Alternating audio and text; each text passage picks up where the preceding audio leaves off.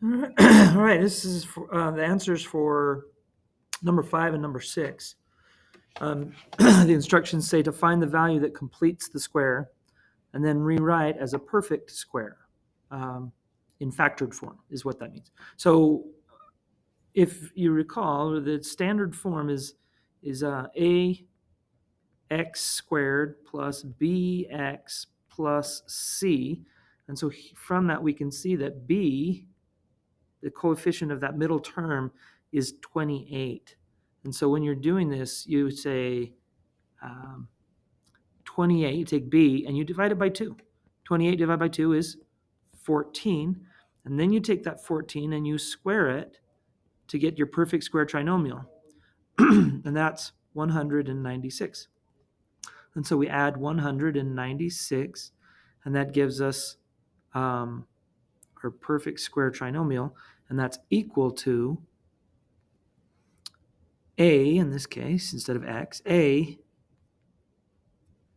plus the value that we found when we divided b by 2, which is 14. So a plus 14 squared. These are equal expressions. This is the factored form.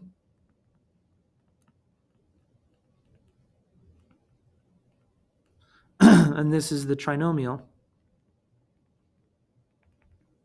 And they are perfect square trinomials. So let's look at number 6.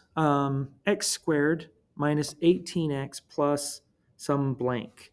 So we say, all right, negative 18 divided by 2 equals negative 9. And we take negative 9 squared equals positive 81. So positive 81 is what we would write there, and that's our perfect square trinomial.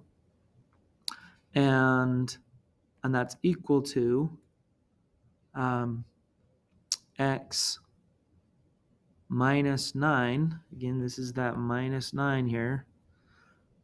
And we square that, and that's equal to x squared minus 18x plus 81. So I just want to show a quick visual of what this looks like.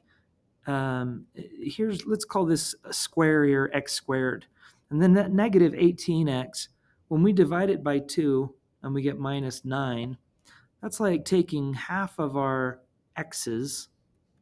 We'll put them right here and draw some quick lines. Pretend that's 9. If it's not, we'll pretend that it is. And then we've got another 9 here. And this shape that I've got here, this shape right here, is not a square. It's sort of an upside down L shape. But so far, it has the same distance from here to here, because that's 9.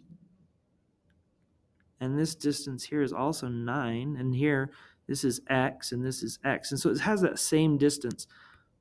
So when we talk about completing the square, when we add on, let's use green.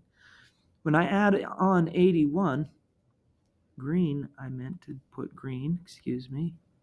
When I add on that 81, that's like filling in the blank here.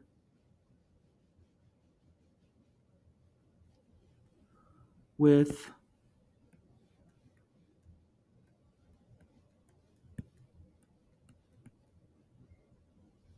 '81 square units there. Again, I'm not really careful with that. I just wanted to show that this space right here is like our 81, and that now it's a square. That's completing the square. Here's x squared, and this over here is our minus 9x, and here's minus 9x. And those two, if you add minus 9x and minus 9x, you get the negative 18x.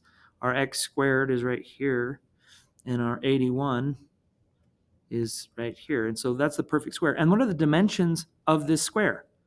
X minus 9 and x minus 9, which if I put them together, x minus 9 times x minus 9, I get x minus 9 squared. So those are equivalent expressions here. Those are your answers for number 5 and 6.